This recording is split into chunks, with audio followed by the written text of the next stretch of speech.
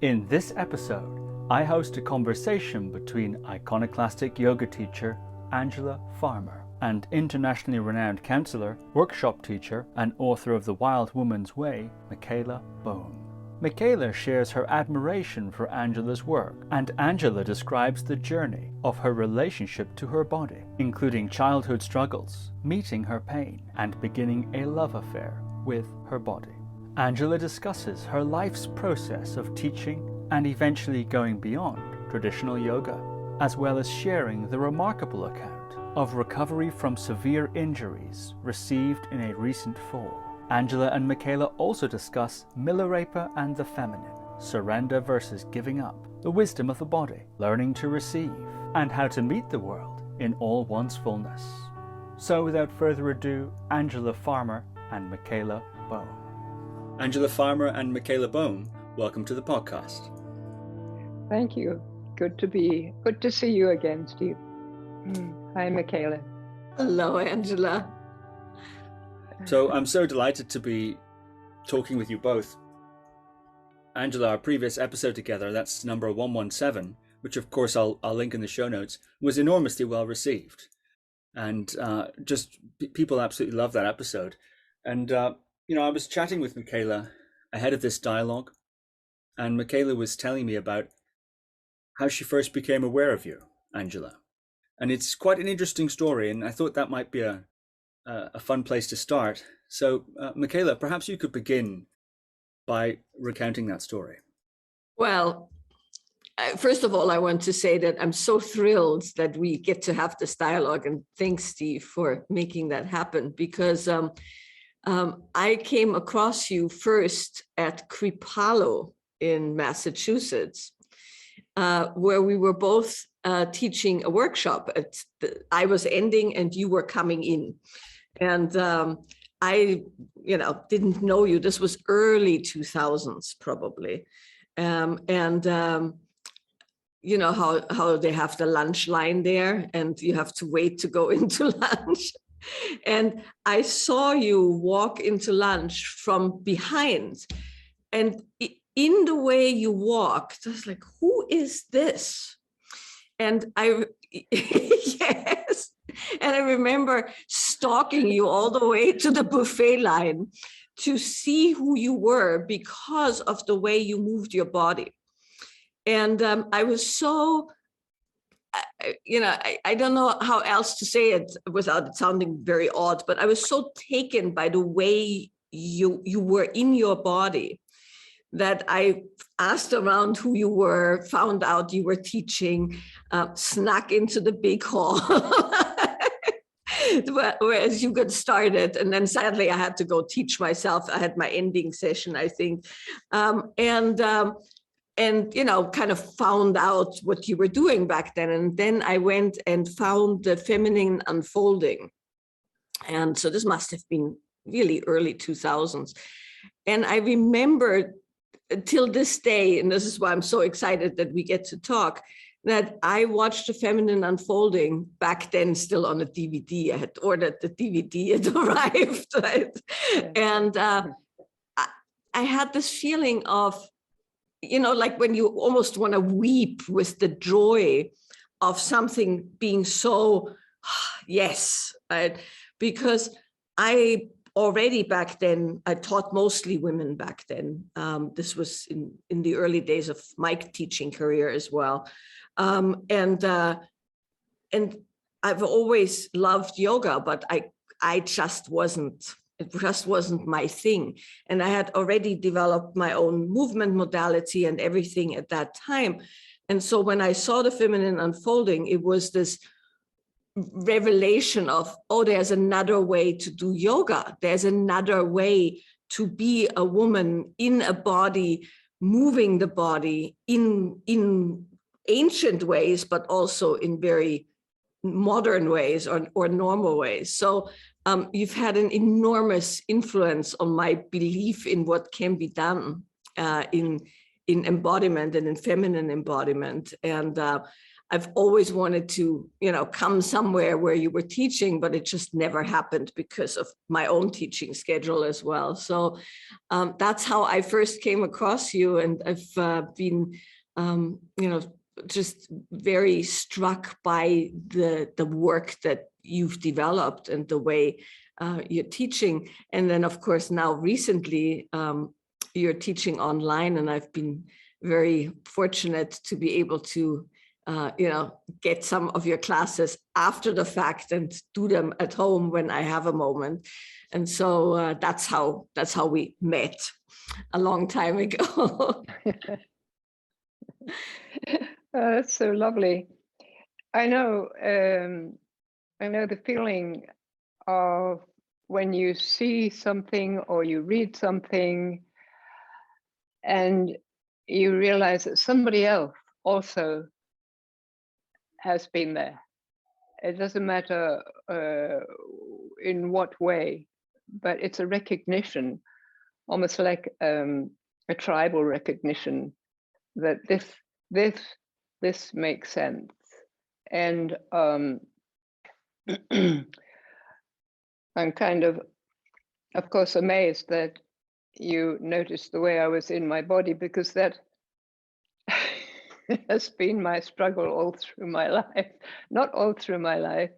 I think when I was younger, when I was really young, I found a way to be in my body. I felt even I was quite small, probably maybe 5, 6, 7, when I would lie in bed and try to feel into every part of my body.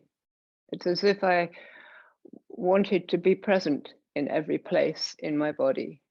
And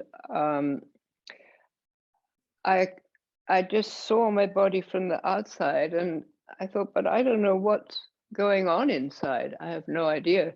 This was way back in the World War II time. So, I mean, there weren't any, there was not TV or books or teachers or anything around. We lived out in the countryside.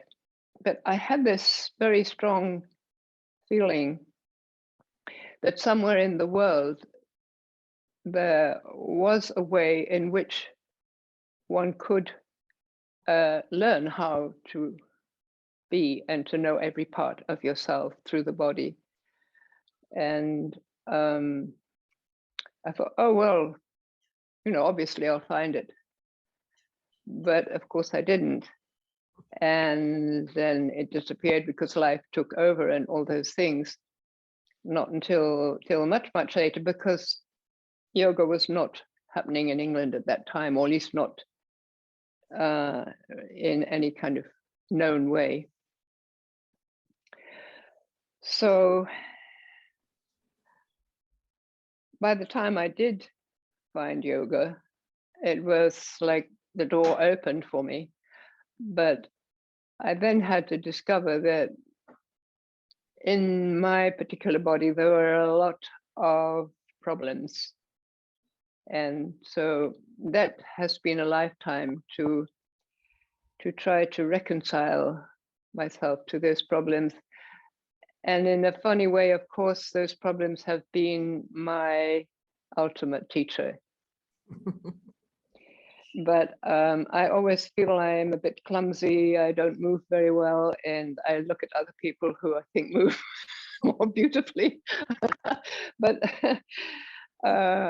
gradually, I went through the whole yoga process. Well, let's say I went through 10 years with Iyengar and Iyengar style yoga, but it just, I found I was working from the outside, or from the mind onto the body. I was not really in my body. And it's so tricky, this whole thing with the body, because it depends on who you are and what your story is behind you. Because we come into yoga maybe with all kinds of feelings of expectations of ourselves and fears and traumas and things that have happened to us. And then we judge ourselves. And that was the problem for me, I think, with that kind of yoga, that with the emphasis on a performance of an asana, you are trying to do what the teacher says and looking at them. And then when your body doesn't manage or doesn't seem to manage appropriately, or it's painful, or you have to hold in some part of you that is too weak or too painful to do that particular posture, but you want to do it to please the teacher, but also to please your to satisfy your desire to progress in this system, then you start to judge yourself. And this is what I realized was happening, that there was a sort of schizophrenic thing happening.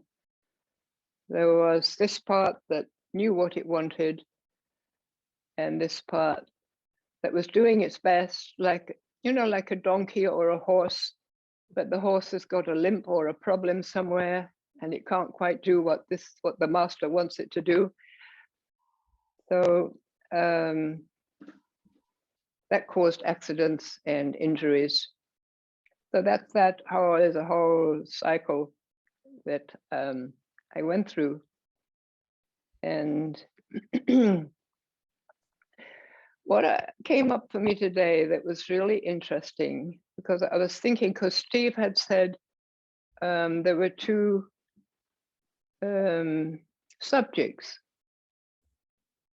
for today, and one was the the fall that I had recently.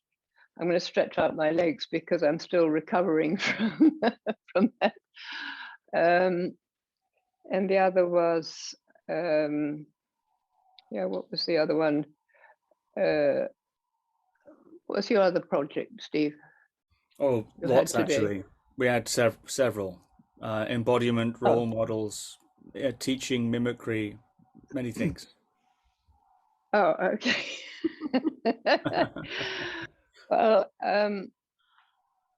the interesting thing that came up, and this is really an amazing time, I think, when maybe astrologically because of what the planets are doing, maybe because of all the stuff that's gone on with the restrictions and that for COVID, people have been more isolated. We've had more time on our own. I don't know. But anyway, what came up for me was this spiral. And spirals have always fascinated me. Whenever I've had a pencil and paper, I'm always doing some kind of spirals. And of course, my fall happened because I tumbled, whatever, down a spiral staircase. Quite a brutal one. It's a beautiful one, but it's brutal. And then suddenly today, as I was going back through my life, because this whole thing of what you mentioned, Michaela, of being in my body, started really early, like I mentioned. And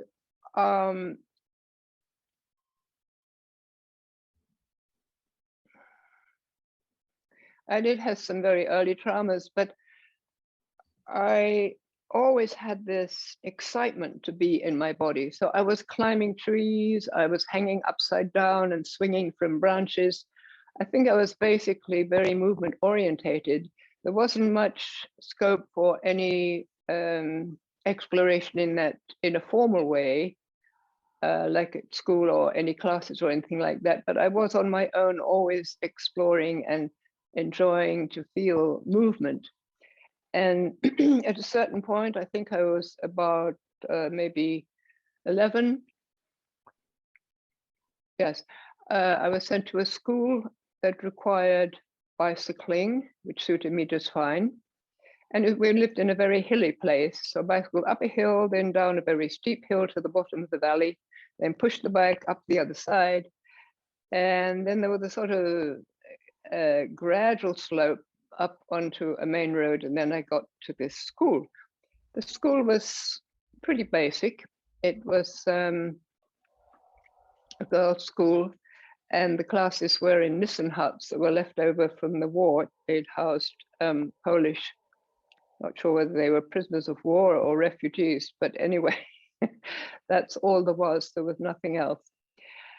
And so I, in the break time, got all the girls together and started organizing what I thought athletics were out on a little bit of concrete.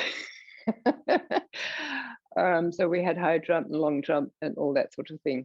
But the thing was that the bicycling on the way home, it was possible to just let the bicycle go on its own. There was a winding road, but I found that I could stand on the saddle, and I had my friend, who was the milkman's daughter.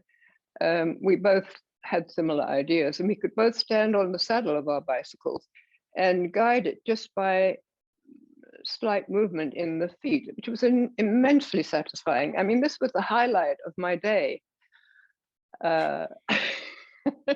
School and home, okay, but this was the highlight. And then finally I got to the point where I thought, well, maybe I could also skip while I'm on the saddle. And it was not so very long, so you just had to do all you wanted to do and then jump back down onto the bike in order to put the brakes on, because you were going very steep down the hill to the valley. But this was wonderful.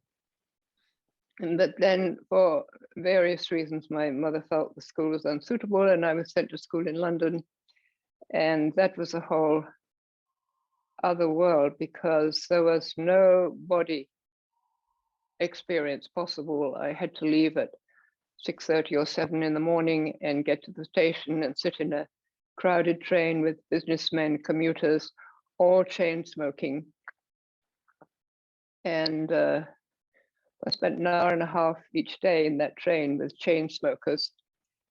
And at the school, there was not time to do any sports or anything like that, except once a week. We walked up to the park and played netball. So I began to lose this lovely body feeling I had. And I had problems with the circulation in my hands and feet, I think from breathing in the secondhand smoke, and my feet and hands started to go black. So I was taken to a doctor and a specialist, and he said, well, the best solution would be to go and live in the Bahamas. I thought, oh, this would be great. I could run around in the sunshine all day with lots of black children. And I thought this would be perfect, but of course, my mother had other ideas. So I was put in for surgery. 2 surgeries, one that cut me in half here and one that cut me in half here, and they took out a whole bunch of nerves. A very crazy surgery, but that's what doctors did in those days. And now I've read they don't use it anymore because they see it's too damaging and dangerous. But I just bring that up because I see, looking back on my life, how I had climbed up into this joyous place of standing on my bicycle. I mean, I was almost flying. And then the spiral that took me down. So it was like a fall, a spiraling down.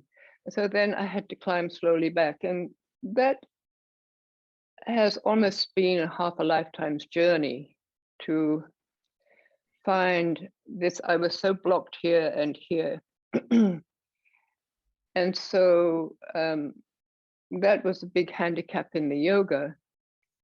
But slowly I had to meet what was dysfunctional and accept it. But there wasn't room to accept it in that style of yoga because you were aiming to be perfect.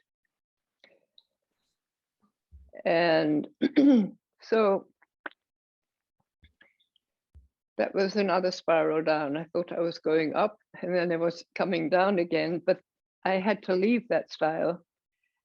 And I wasn't sure, there was no teacher, there was actually, all yoga was from men. It was all written by men and you only saw male yogis, which kind of suited me fine because I thought women were a bit boring. And I thought boys and men were much more interesting. But by that time, I realized I didn't know myself at all. And so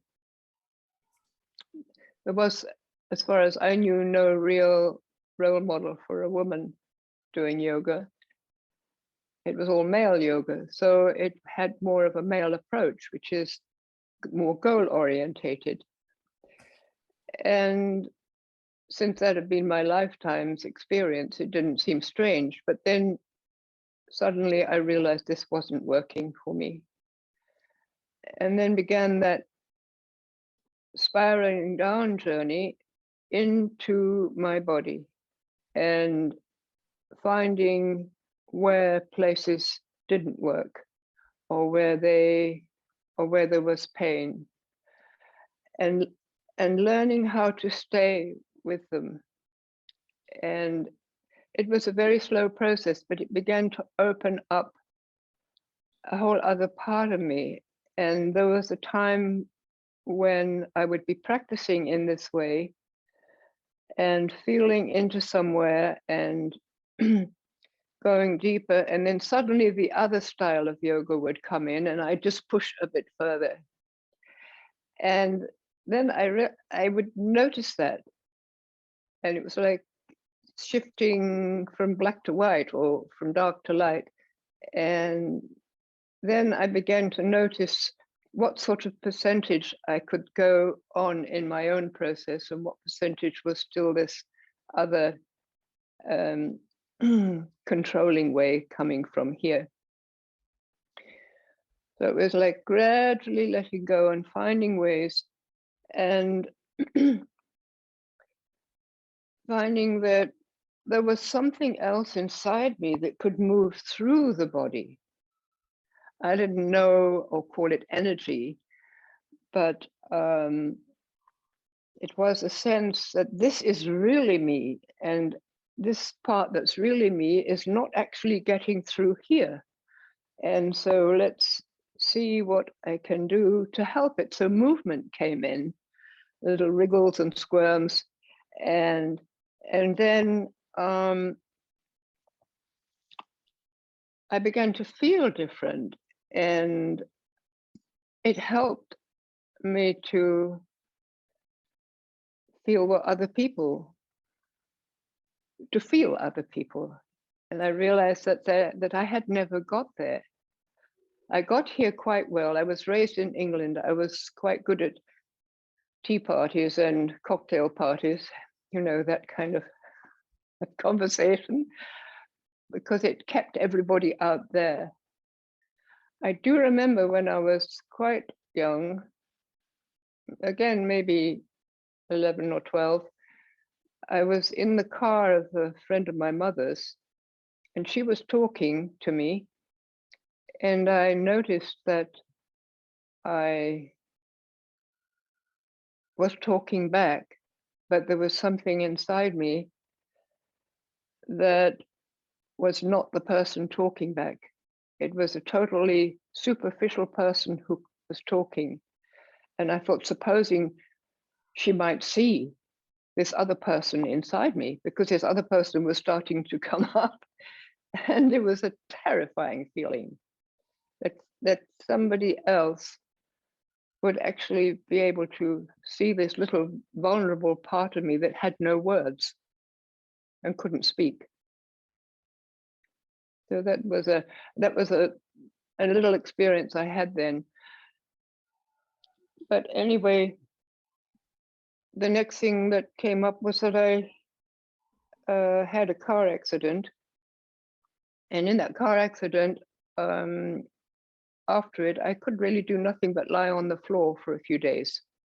And that was when I began to feel I could receive the ground, and the ground could receive me, and then parts of my body started to let go. And I suddenly felt that every time something let go, it would almost be like something dropped. Mhm.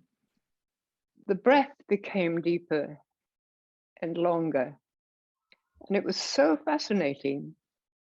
And by that time, I was into Iyengar yoga, and it was the very early days. And a friend had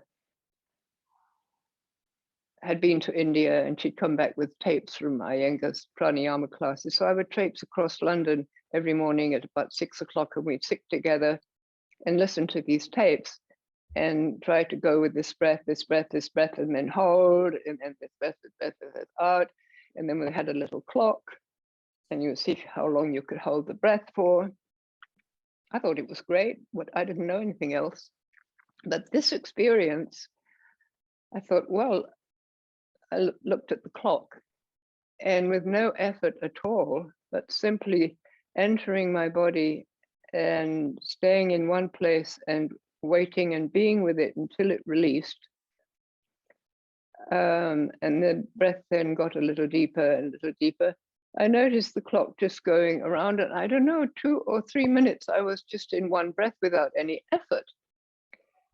So this was a huge boost. So I was starting to come up again. And then the question was what to do with the teaching, because my practice was going in one direction, unwinding, and the teaching was going in the other direction, performing, controlling, building. And I was teaching in Montana. And Steve, did I talk about this in the last podcast? Because I don't want to repeat things. Not in this way. Of course, we touched on some of these themes, but these anecdotes are new. Oh, good. Because I forget. I forget everything, it comes through and it's gone. So that was when I was in a class, and I thought, this feels terrible. I'm like a polar bear on 2 pieces of ice, and they're going further and further away from each other. So I just went outside for a few minutes, and it was in Montana, big sky country, and there was a lake and a huge cloud coming up, and I just said, what do I do? And this very powerful voice came right through, bang, stand up and speak. So I went back and tentatively started to share what I was doing in my own practice, expecting, because, in those days, the system was so strict that if you turned your foot 1 inch too far, you got shouted at. And it was somewhat military, to say the least. So I expected there to be a huge reaction, sort of medieval tomatoes being thrown at me. But after the class, people came up and sort of whispered in my ear, oh, this is how yoga used to be for me. And then somebody else said, this is how I've been practicing in my room where nobody can see. So I realized that there was something in everybody, or in a lot of people, that was bubbling to the surface under this pressure of this very military systemized style of yoga. And looking back, I see that everything that has happened has been some kind of resistance, some pressure that has caused whatever wanted to rise to have more power and to come up. And so from then on, there was no stopping, and so my teaching just continued, my practice continued, my teaching continued in that vein. And then I joined with Victor, and he was doing his own thing in his own process. And he also had heavy blocks that had challenged him and injuries. So we finally joined together. That's another whole long story, but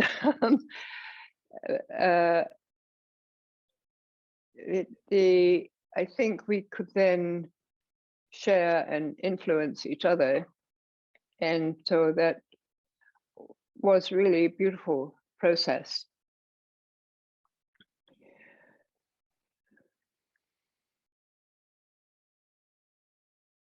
Ultimately, I realized that although that was wonderful, there was something in me that I had been alone so much of my life and so much of my teaching career that that needed to some time on its own.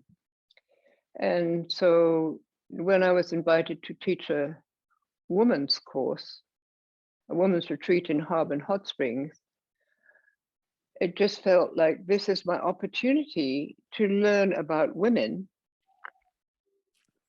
to learn about the woman in me, and an opportunity just to refine that part of me, because it's beautiful to work with somebody else, but you have to always be alert to them. So it's a different process altogether, and really wonderful. And students actually love it. And I discovered that actually they do a lot of projecting, of course.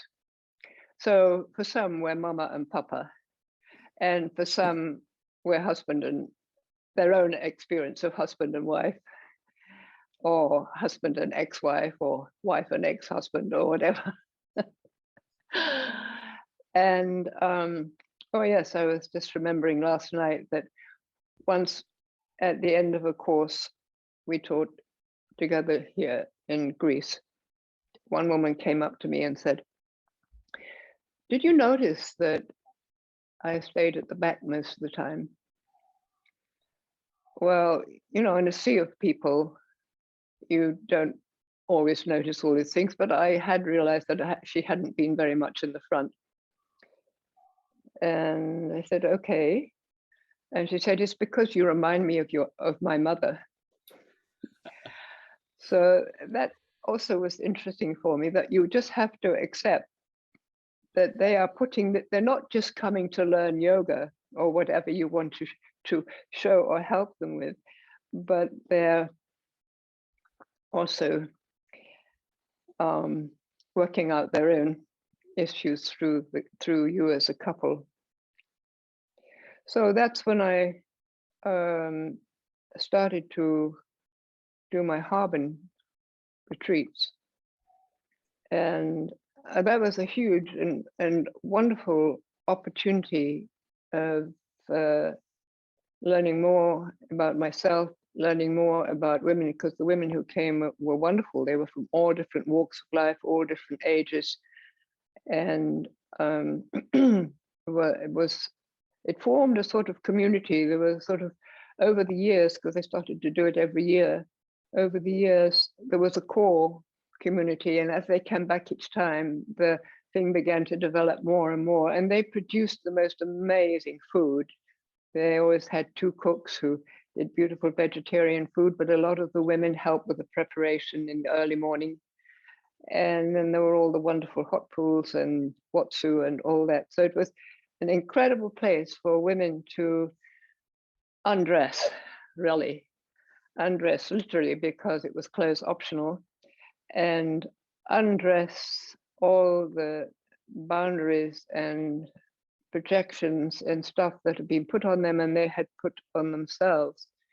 So it was a perfect environment for exploring, unwinding, and undoing.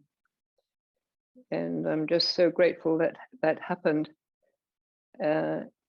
and the community built, and there was sort of an outer range of new people that came in, and then there was a middle range, and then there was the core that sort of organized it all. So that was another spiraling up for me.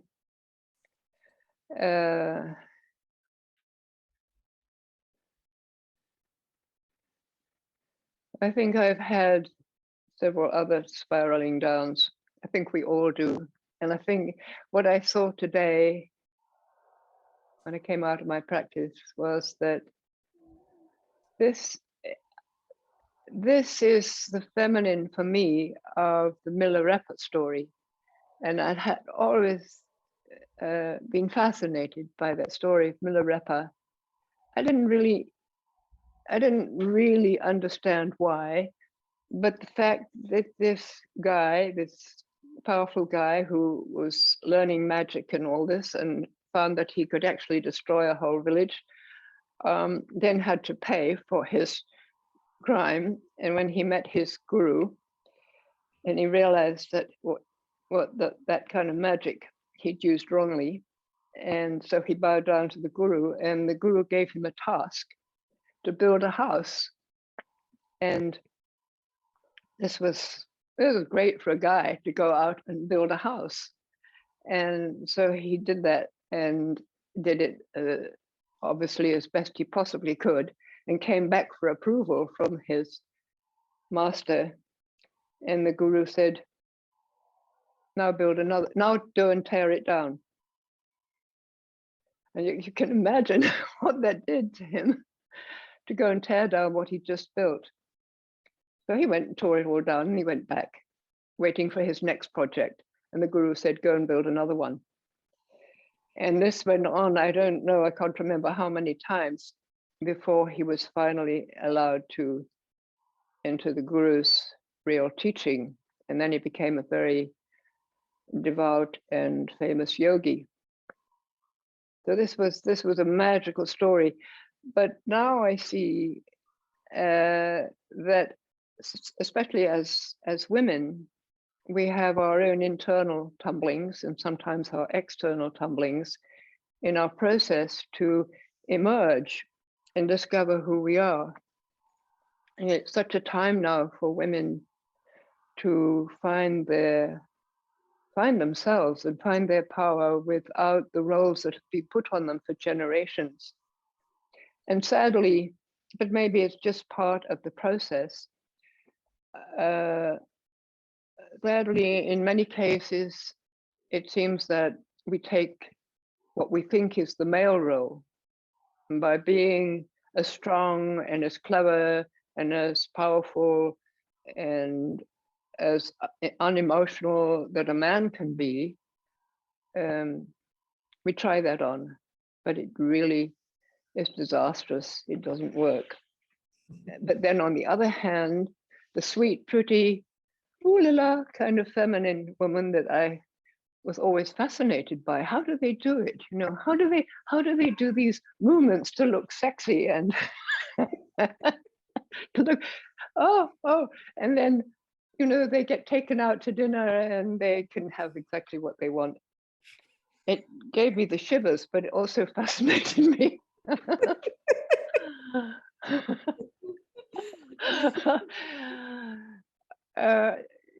So I wasn't looking for that. I wasn't looking really for either.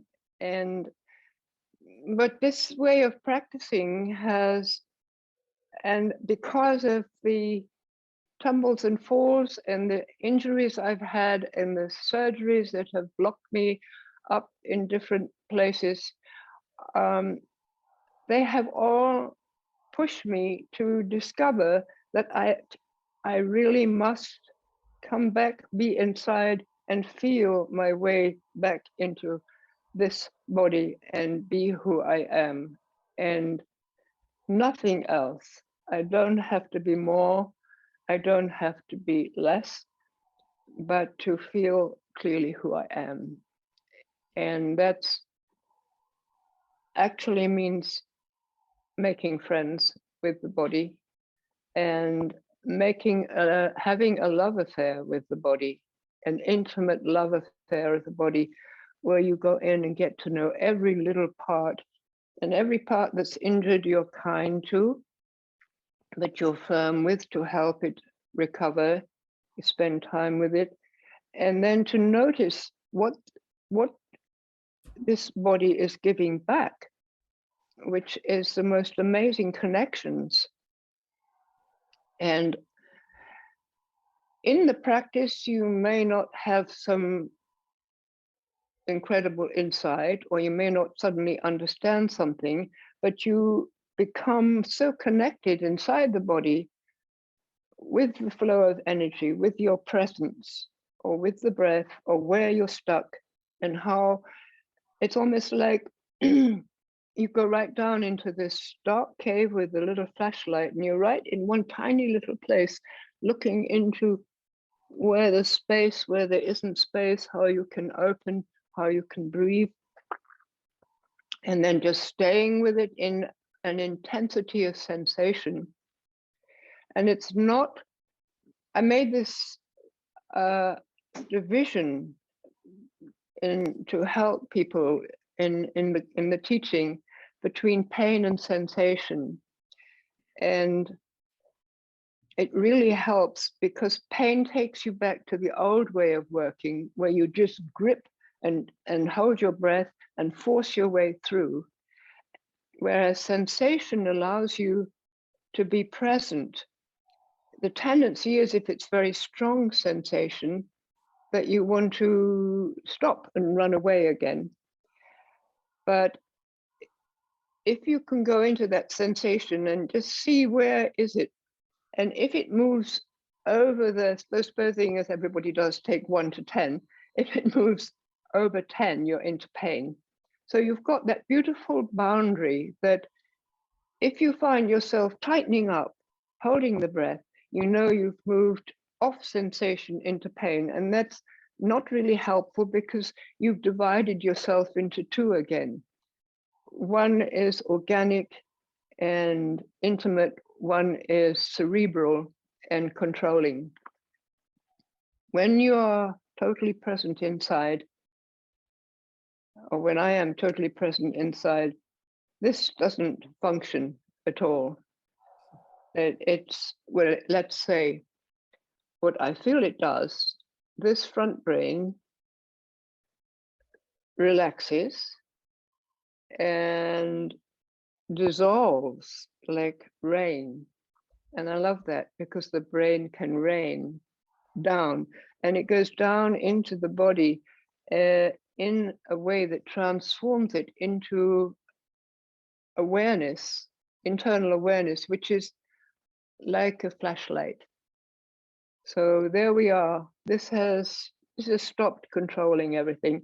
This has gone down inside and is working together with the body, kind of feeling, touching, loving, encouraging, breathing, moving, to help this place revive and open, so the flow of energy and your presence, basically your presence, it can live more fully in all these different places. So that's been basically my practice. And with this wonderful extended time that we've had because of the restrictions that were put on us, we didn't have groups here, we couldn't have groups here, we didn't travel. So suddenly there was more time.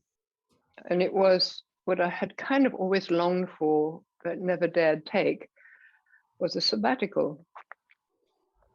And I thought of all the things I was going to do. And then, as people had told me, when you have a sabbatical, you do nothing for 3 months. And that was so true.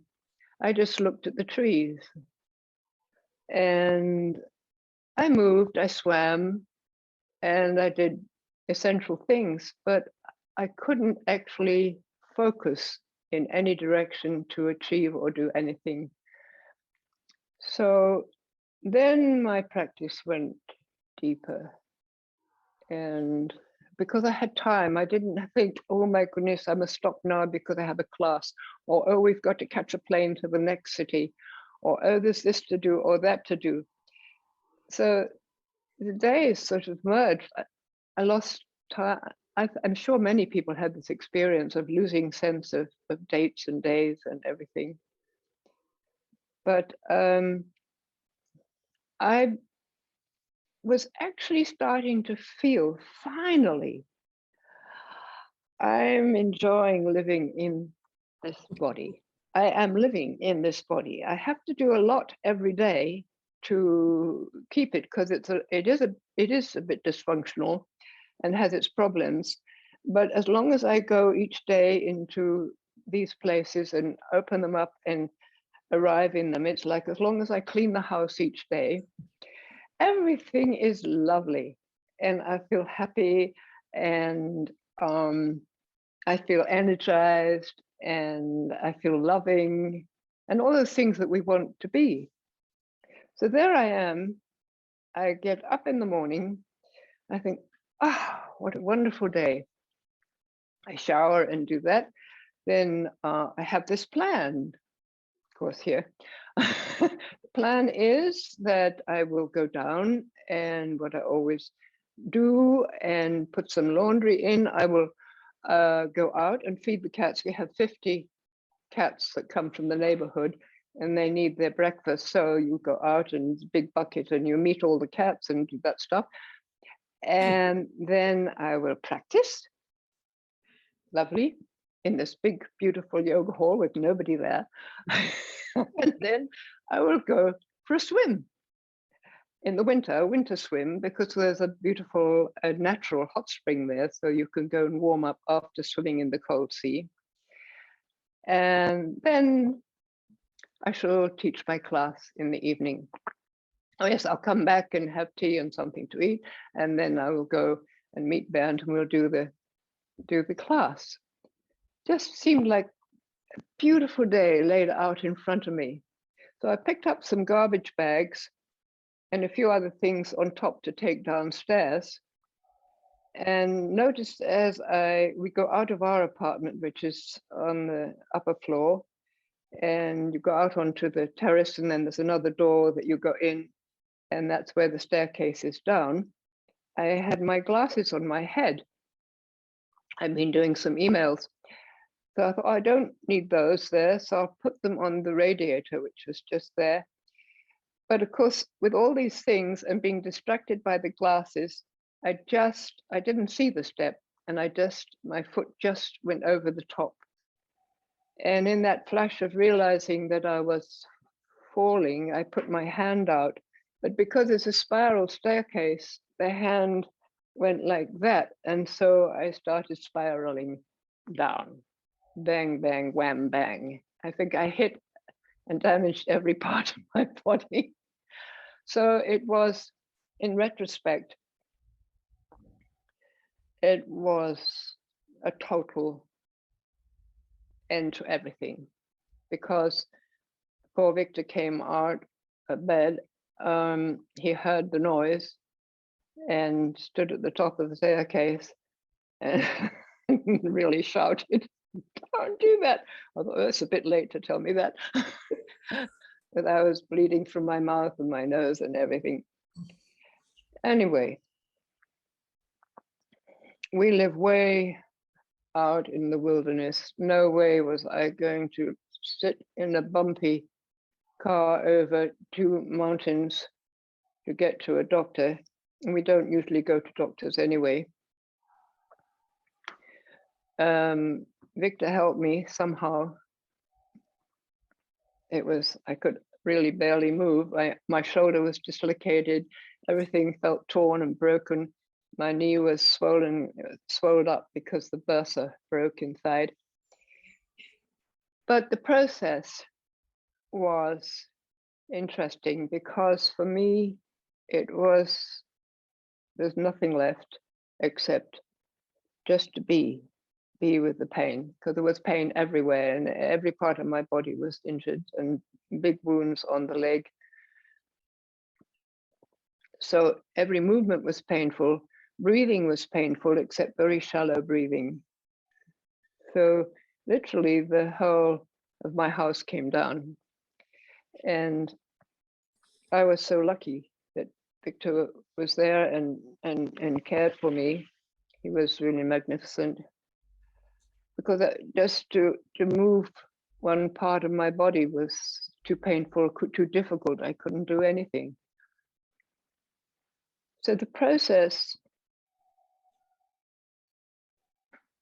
took me away from anything I could conceive of doing. I just had to give up everything. I had to give up teaching, give up moving, give up everything.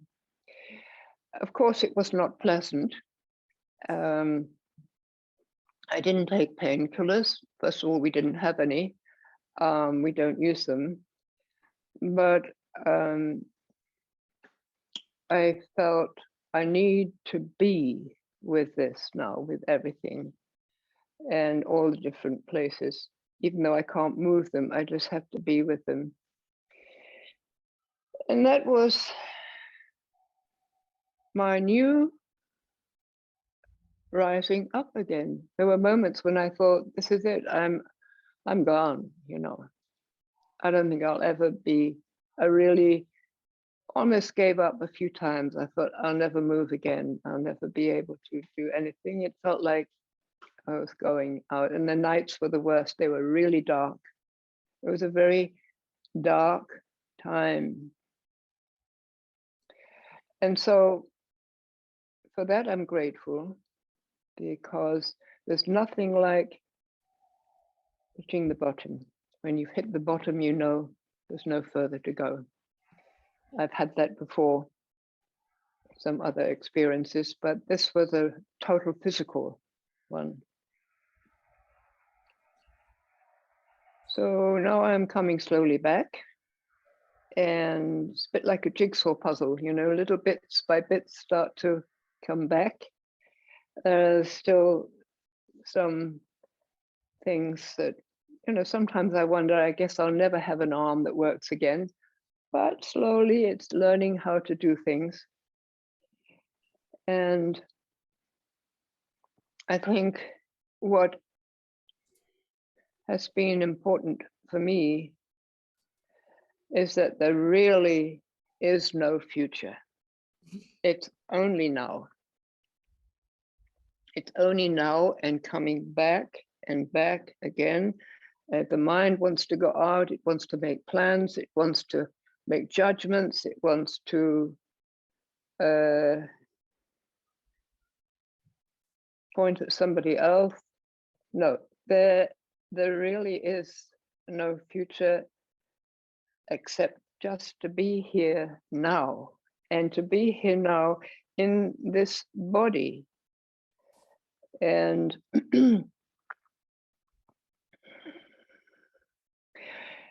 in this process of being totally present and feeling yourself coming alive in every part of your body, you feel this expansion of awareness that actually encompasses everywhere and anything that, or anywhere you want to go. So in that way, you can extend, or I feel I can extend my awareness out and feeling it into what is happening in different parts of the world, even, or with other people, and have a very clear understanding that is both open and truthful and somehow compassionate.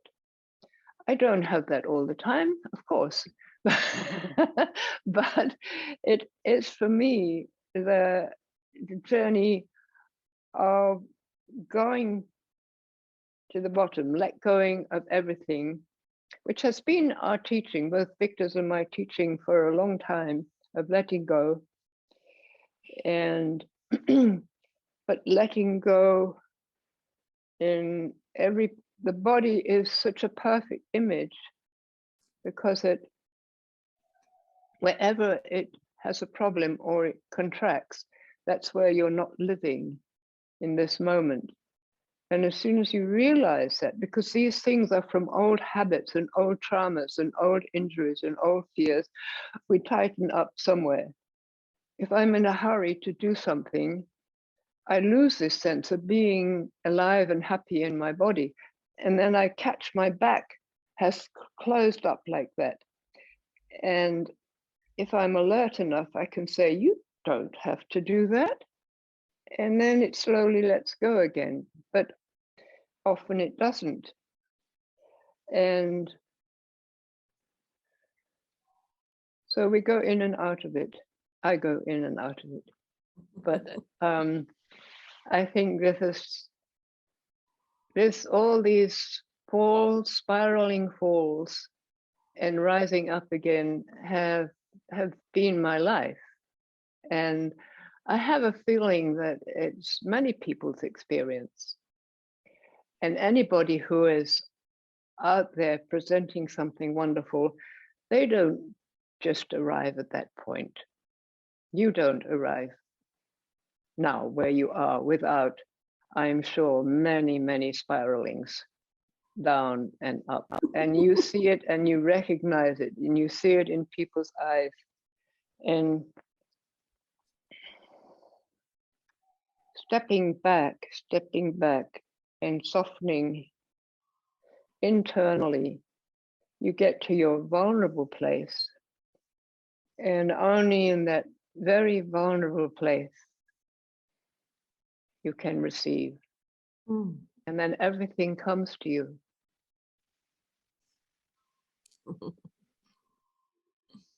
It's very beautifully said.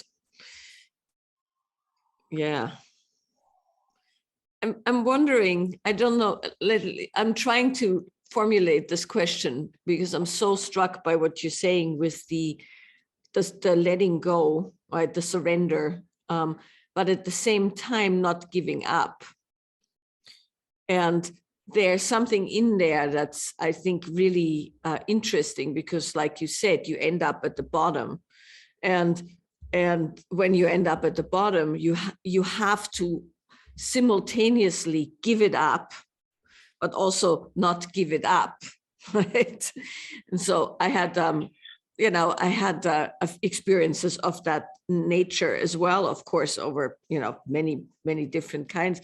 And I'm wondering if you can say something about, it's a very subtle thing of the surrender, but not actually throwing in the towel, right? Or not going away. And you were saying it was so dark there, the middle of the night, dark internally and externally. And you could have probably easily just given up, right? And left the body, so to speak. But you didn't leave the body, and the body did what the body does, right? So there's something in there. I don't know if you know what I'm talking about, the differentiation between giving it up and giving up. And I'm wondering if there's something you can say about that. I would first just like to say that I think for me, all these spiraling downs into real accidents or real falling in life somehow come, for me personally, when I feel in a good place, and so then I feel I'm ready to be up here. And that's the danger. But so much of our society is about living up here. And all of education, I mean, it's so sad. These little kids from this age are put in chairs and desks, and they're filled up here. And they have to sit still, study and concentrate. And so it's very, very deep in us. And then communication is up here for the most part. And so it's very scary. It was for me very, very scary to go down. And in the process of going down and coming up, you build up more strength, more understanding, more presence. But then it's very easy to flip back up here, which is just exactly what I did that morning. I had flipped back here and had my day planned out. And some wise force said, that is huge. I had to have a huge roar to really get that message. And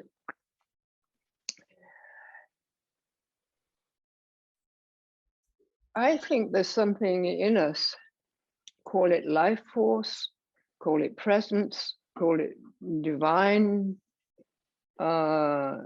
presence, intervention. There are no words for it, but there's something in us that knows exactly what's going on. And so when you're right down in the depths, it wants to keep you. And I've even noticed this, that actually I'm not quite ready to be fully well yet, because then I will hop back up again into this cerebral place. I need to stay until these places in my body have fully digested what has happened to them, so that we come back more or less all together. And little bits of me are not left in the underworld, which has happened in the past. Mm-hmm. And which, unfortunately, any conventional teaching and training tends to do. Suppress those bits that you don't need, that don't function well. And so I think there's something very wise inside us. And we know it. It takes us down and it keeps us down. And it even allows us to experience, maybe this is the end, maybe I'm on my way out. That's an experience. Would you miss that? I asked myself that, one or two times when I thought, I'll just give up now and go. That was an experience. So I'm glad I had that. But whatever it is, and I don't think we should try to define it. I'm very wary of explaining everything. Of course, this loves to do that. And this was so happy today because it got this vision of all these spirals through my life. But actually, it's okay, but we have to throw it out because it is not the only thing. We can never really define life. And the scientists do it. And I watch them, stumbling and explaining viruses and going deeper and deeper into this and that and the other. I think, what the heck? What does this do? We always managed before all this. Viruses came and went. But now all these virologists telling us what is happening to these viruses. And for me, there's something way beyond words that is so precious and so beautiful. And people all through history try to put words on it. And if we can just refrain from explaining what it is, whatever it is like a plant unfolding and blossoming. It's so happy. It doesn't have a name. It's not informed. It just is. And in that way, I am. And that's enough. And you can feel it. You can feel it coming up under your skin. You can feel it in your organs, in the spaces between your bones. And we have these wonderful glimpses of it. And I think when they come, just to enjoy them and let them go, and they'll come back again. Like the sun, the sun comes and you go, oh, how wonderful. And you enjoy, and then a cloud comes over. That's okay, it comes again. I don't know if that helps. It does. It does. I often speak about the body's natural genius when I try, and you can't explain it. You're absolutely right. There's no, it's so unspeakable, right? And there's something so beautiful in the fact that you have to just allow the body to do what the body knows how to do, which is live, and sustain life and repair and all of those things that happen when we get out of the way. And there is such a forcing of an external structure on something that where there's a genius. And so I loved when you were saying, you go on the ground, and I just wrote this Instagram post 2 days ago that said, sometimes the body just wants to drop to the ground. And I think that's that and everything that comes with it is the equivalent of what you just said. When we try to impose structure on something that knows way better than we do an incredible disservice to what's possible. And that to me goes full circle to when I first saw you, because what made me so struck by the way you moved was that, it was also in juxtaposition to a lot of other people walking in those hallways. I've always thought it was such an odd place too, because it felt like a hospital. The structure of the place felt like a hospital. And there's a certain kind of a thing. And then there was the way I perceived you back then, right, was just not within that structure, not within that way of walking and talking and being and all of that. And so everything you said, in what you said brings me back to whenever I'm working with women, which is how I started out. Now I do I do different things as well, is that we are so used to structure being put on us, and we're so used to putting structure on ourselves. And there's such a disservice in that on one end, because it diminishes something, right? And then on the other end, of course, there's also freedom in having structure available, right? It's not just structure is bad, we all need to, or we only need to be structured and we can't go the other way. I think it's both. Like in the nervous system, you need parasympathetic and sympathetic to create homeostasis. And I think you need the understanding of structure, but also the deep trust that the unfolding, the unstructured unfolding is equally valuable. And so structure is a very great help because it gives resistance.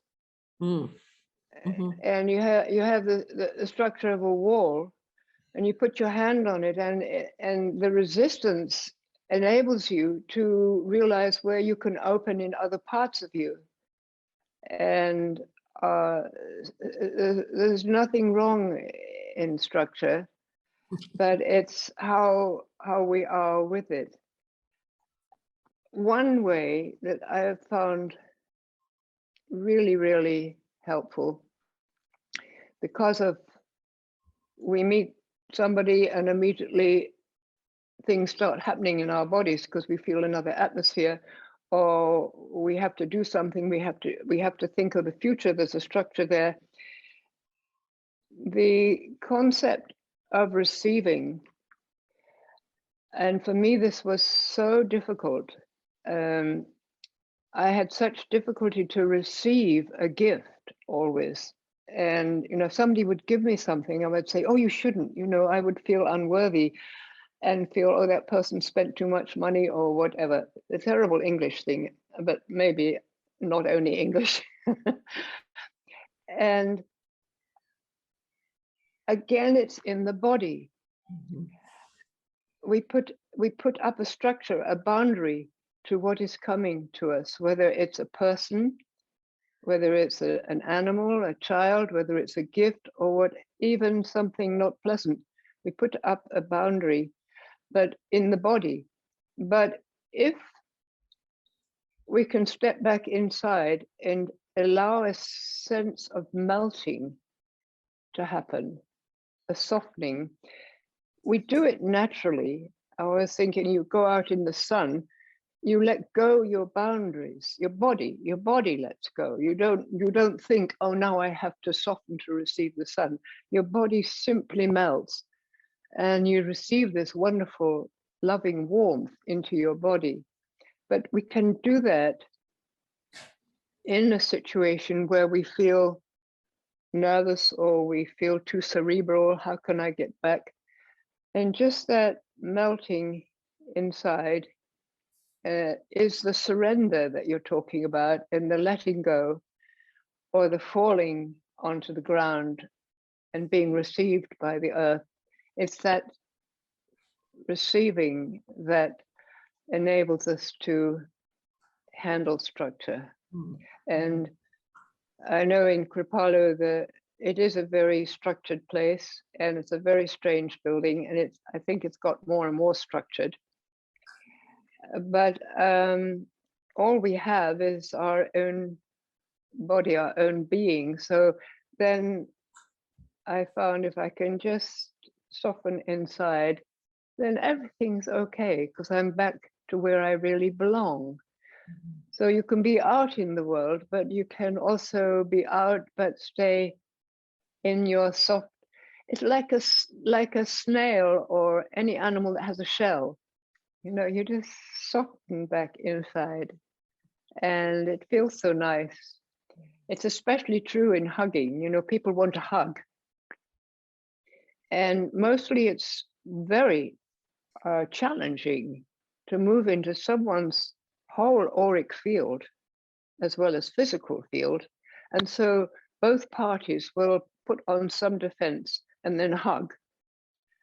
And I do something sometimes in the class where I invite people after we've worked on this receiving, and first they receive the wall and then they receive something else, and then they move around the room and see somebody and stop. And then they wait until they've melted and they feel they can receive them at this distance. And then they go a little closer and the boundaries come up, and then they soften, and then they go closer. And very often they just fall into each other, and the tears come and the warmth, because we don't normally do that. And it's so beautiful. I'm laughing because I do a similar thing as well in the context of couples meeting, where it's the same thing, right? It is assumed that bodies are supposed to just come together because two people are together or want to be together. And so we did a similar thing where nobody could progress towards the intimacy, so to speak, till the body was ready. And that's a sometimes really startling revelation to people when they realize, and when they be made aware of how much, the body isn't ready, and how often we brutalize ourselves into making the body ready before the body is ready, right? By just going in. And I think right in there is such an incredible richness of learning that you don't have to hug till you're ready to hug. You don't have to be intimate even with your own partner till you're ready to be intimate on all levels, not just, like you said, in your head where you're going, we're on a date now, we must, do the thing or something like that. And so I agree so wholeheartedly with this as a means of really allowing sensitization to all parts of us, so that all parts of us come to the occasion, regardless of their intimate partners or just two people meeting in a workshop. And if we don't have somebody else there, there's so many places in our own body that we can receive. Yes, and don't receive sometimes. Yeah. What is the timing, Steve? Are we meant to stop? I think we're heading in that direction. Yeah. This has I been, have so many questions. yeah. Maybe we can move towards ending then, perhaps with one more question, Michaela, from your bank there. What do you think? Yes. Mm-hmm. Well, I have two. I'll ask Angela which one she wants to engage in. So one question that I've had is essentially female role models, right? And you said a lot about that in the sense that I know exactly what you're talking about when you say the projection, right? You become somebody's mother or wife or father or husband, right? So there's that, but there's also, we learn through resonance, right? And so when ultimately we see a body or see someone practice in the way or do things the way that we know is right, when we see it, it has a profound effect. And that's how I started out. When I saw you practice, even though I'm back then I still practiced yoga. I don't, practice yoga anymore. But everything in my body went, yes, right? And I remember Steve once showed me a video of women nuns in Tibet somewhere coming out of a 3-year retreat. And they were filming them coming out of that retreat, and their faces, like I cried so much because I had there was such a relief in seeing their bodies and their faces after having been on a 3-year retreat, in the wildness and the freeness, right? I've never had that with seeing a male, retreatant, the way I had it with these women. And I had that with you in the feminine unfolding. I don't have that very often. I don't often feel my body see someone and say, yes, right? And there's something to resonate with and aspire. So my question is twofold. Do you have, I'm now talking specifically women's bodies to women's bodies, but this, do you have or had people that you had that with? And, or did you not? Did you have to develop it all yourself? So and then also when you, of course now, it's online, but still when you teach, is that something that you actually feel that you bring the resonance to the teaching, or does it just happen naturally?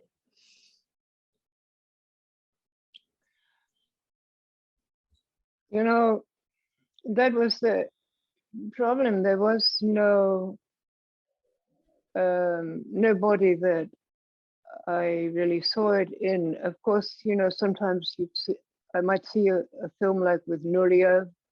There were always inspirations, or a great athlete. I would be just so excited, so fascinating. But the real teachers for me, I think, were animals. Mm-hmm. To see horses galloping, to see a tiger moving, and I would feel in my own body, I would find myself trying to connect and feel that sense of a huge paw coming out, or the speed, and bears, bears. That was so interesting because it opened up for me the whole thing of our bodies are still really remembering being on all fours. And actually, it was a very good design. This body was a good design for all fours, because you are always lengthening the spine as you walk. And not only as you walk, you are moving this and then that side. So each side gets the length and the organs get the stretch and the movement. Plus, all the organs hang down. So they're all sort of like udders of a cow, moving around inside your body, not as much, but they have a freedom. that when we stand upright, and this is one of the big things that yoga or whatever kind of movement can compensate for. We have to compensate. So if you don't move and you sit all day, your body starts getting into big trouble. That's where most of the medical problems come from. And especially in the back, because all the vertebrae, as you know, start collapsing. And so, and the head is always going forward so you don't shorten your neck.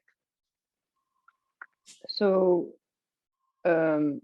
imitating animals, even coming out of the sea, I tried to move like a lizard, because when the water's only about that deep, you can use your arms and your legs like a lizard and feel the lengthening of your spine.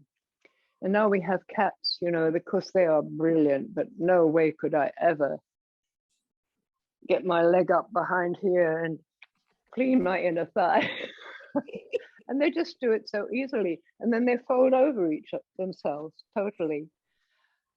But, sometimes I do see, of course, in other people, it's usually more just little bits.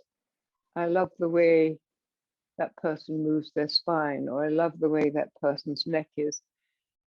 Often in people who have not lived in cities and been civilized so long, they move more beautifully. Some Africans they're just gorgeous to watch them striding along. And but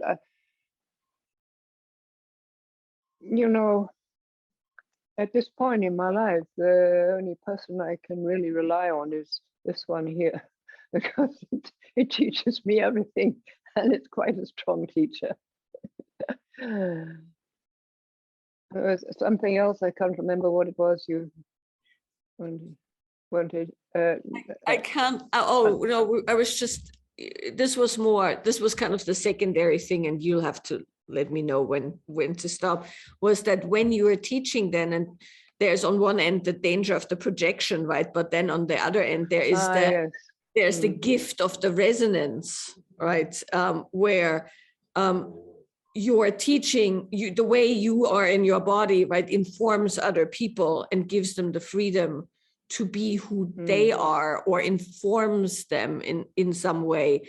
And my question was, is that something that, I'm assuming this is just something that happens because, like you said, you're relying on your own body and you're just doing your thing, and it gives other people the freedom to do the same?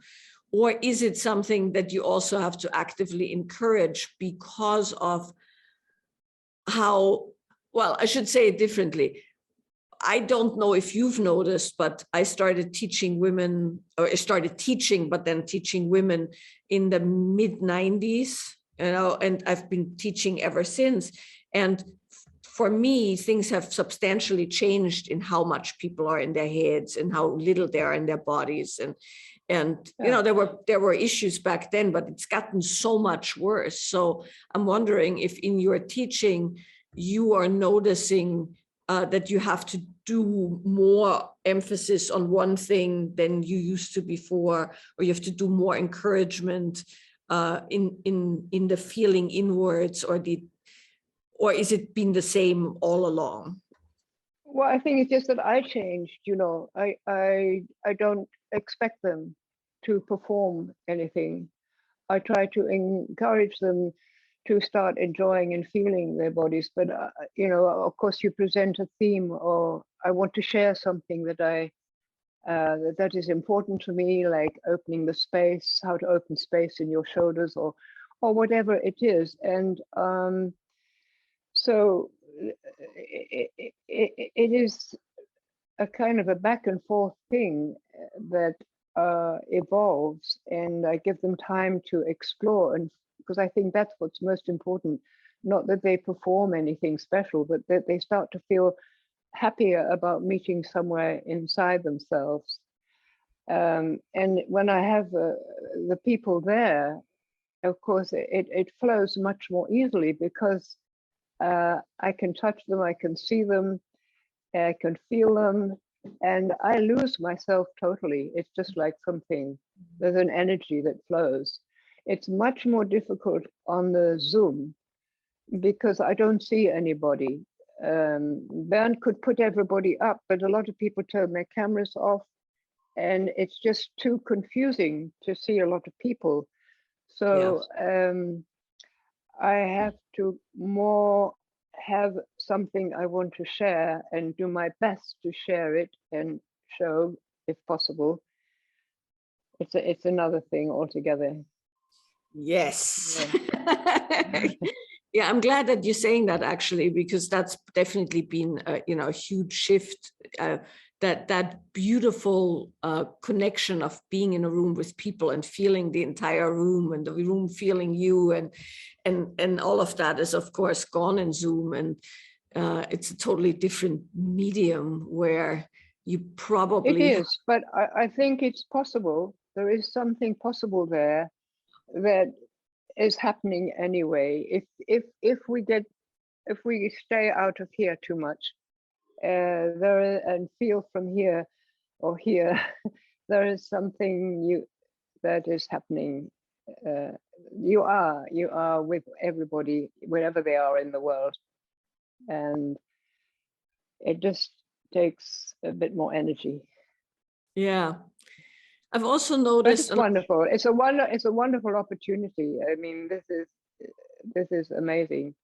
Yeah, That one can do this, but I long to be present with a group again. me Hopefully too. soon. Yeah, me too. I have to say, what you're saying is also my experience, in the sense that I found something very surprising, that people practicing, getting the instruction in their own room where they always practice, has been really quite an eye-opener, because typically people come, right, they're in the group, they're in the room, they're in a retreat, so to speak, and then they go home and they have to take it to their home. And so I found that having people be in the same place that they are when they practice the next day and the next day and the next day has been quite interesting, because a lot of people have said that it's been, it's really been grounding their practice and informing and helping their practice at home. So I think there's that, and there's a wonderful thing about being in a room with people. Yeah. Yeah. Well, this has been fabulous, really fabulous. Thank you so much, Angela and Michaela, for this recording. Really, really incredible. And I'm very pleased to hear of your recovery, Angela. I know that was quite a significant set of injuries, collection of injuries. So I'm very delighted. I'm sure Michaela is also very delighted at your recovery. In fact, I must say I'm rather shocked and stunned. Yeah. So, well, Steve, it's lovely to see you again in your little monk hole. Well, from my monk hole, Angela Farmer and Michaela Boehm, thank you very much. Thank you. Bye, Michaela. Lovely to talk with you. Bye, Angela. Wonderful to connect with you. Thank you for listening to another Guru Viking podcast. For more interviews like these, as well as articles, videos, and guided meditations, visit www.guruviking.com.